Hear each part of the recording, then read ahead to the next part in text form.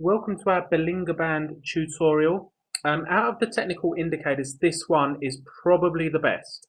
This is what we always use on our trades, Bollinger Bands. They're so called because of the man John Bollinger invented them. What they basically do is they encapsulate the price.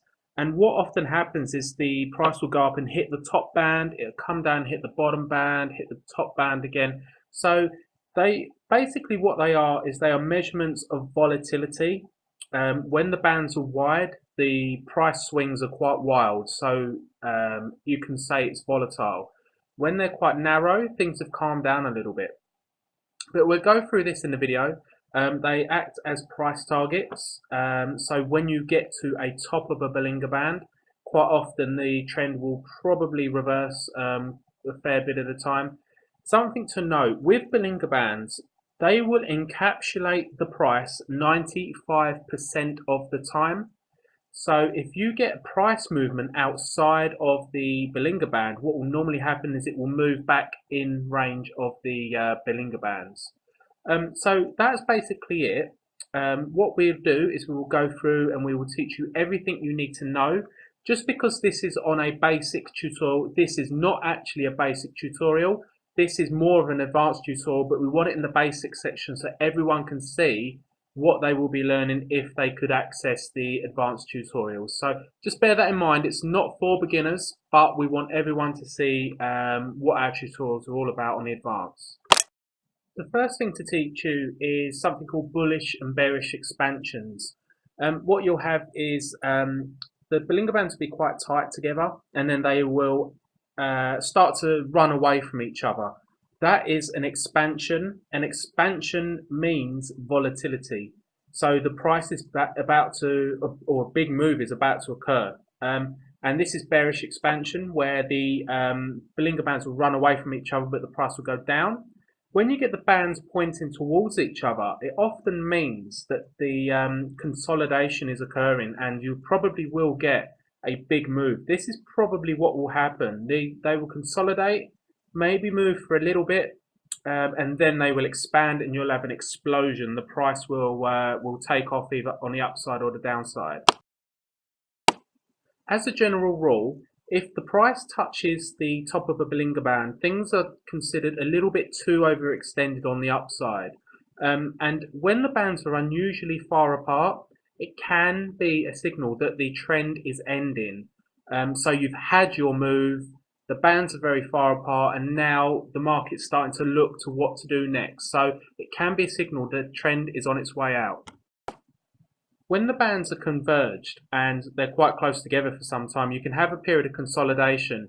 That is often an indicator that a big move is coming at some point. So you'll either get a bullish expansion or a bearish expansion. So if you find a stock or a commodity or something with Bollinger Bands like this, keep watching it and watch for the direction that the market's going to move, because it's probably going to be quite a big one. This is the chart for US Treasury bonds, and here they really respect Bollinger Bands. We've highlighted quite a few times where a rally's gone up, hit the top of the band and broke down, it's then hit the bottom of the band. As a general rule of thumb, if you touch the top of the band and it goes below midpoint of the Bollingers, then the bottom of the band then becomes the price target. So all the time you're hitting the, let's say the bottom of the band, as long as it doesn't cross that halfway point, what you'll probably get is a little rally into the halfway point, and then it'll break down, and the target will be the base of the Bollinger Band again. Here we hit the top of the Bollinger Band, we broke down. We haven't really crossed that halfway point. So the Bollinger Band on the downside is always the target. We touched it here, we rallied probably to around midpoint, and then we broke down. We had a few closes outside of the Bollinger Band. Let's just zoom in. So we had a close here and here and here. Now that is quite unusual. So anyone who was short there would have probably considered taking their profit. We got back into the Bollinger Bands, and again it acted as a price target. Didn't quite get to the top there, but we broke down. If you see that, if you see the price below a Bollinger Band, that is a good time to buy a lot of the time. because you know it's going to get back in. We near enough touched the top of the Bollinger Band, and guess what? We broke down. We've actually hit and tested the bottom of the Bollinger Band in bonds. And at the time of this video being filmed, this is what the chart for bonds is like. We are buying, because what will probably happen is we will get a rally now. We've hit the price target, which would be the bottom of that Bollinger Band.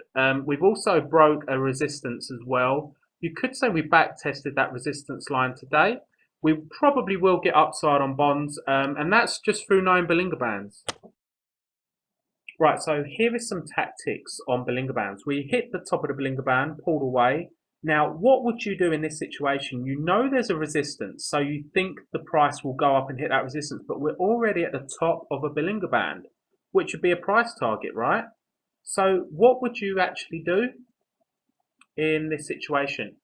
This happened on gold, and we'll show you the example. Basically, what will a lot of the time happen is the Bollinger Band will carry on trending upwards, but the price will pull away for a couple of days, allowing it to move away, let the Bollinger Band go higher, and then it will revisit that Bollinger Band. So that Bollinger Band acts as a target, but basically, because there's no room, the price was at that Bollinger Band, the price moves away a little bit, lets the Bollinger go up, then it becomes a price target once again. And you can do so many good trades through this. And we had this on gold a few days ago. Well, you can see a few examples as well where on gold where it's hit Bollinger Bands as price targets. If we zoom in a little bit, a few days ago we was right at a Bollinger Band top, so that'd be the price target.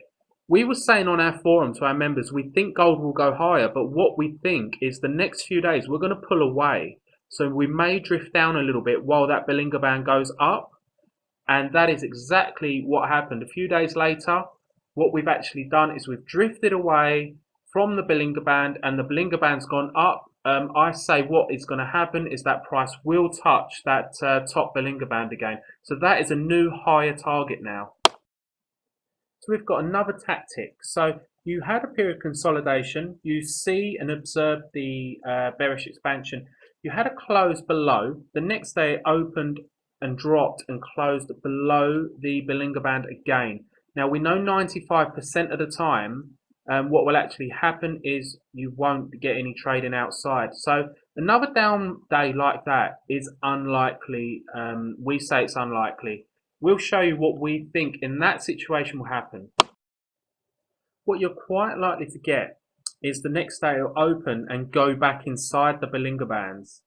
And then maybe a couple of days of consolidation, and then you'll continue hitting your price target on the Bollinger Bands. Let's say, for argument's sake, that you have a support line, a known support line. This can be quite an important long-term support. Now, what we want to point out is they don't always act as price targets, and this is when they don't. If you hit this green support line and the Bollinger Band is going lower, you could say, oh, well, the We Make Mints team told us that this was a price target. And what you could get is a rally up after you hit that support line. They don't always act as targets in this situation, because what will normally happen is the Bollinger Band will come back up and it will act as a price target, but not below that support. So you will end up probably hitting the base of that Bollinger Band again, but the support will hold. And so that's basically what we wanted to show you. Don't always think, oh, well, We Make Mints told us that you're going to hit that because it's a target. There's other things to consider. So that's basically another tactic on Bollinger Bands. Right, so just to recap, we've put some bits on the screen. If you want to pause it and just have a read. Okay, so we've called this Bollinger Band guide and not rules, because there are no rules with trading, because something we can teach you will make you money one day and lose your money the next day. But with Bollinger Bands, they work near enough all of the time. So they act as price targets. Remember what we said about once it crosses the midway point, the upper band will then become a price target. If it fails to break the midway point, then the lower band will become the target again.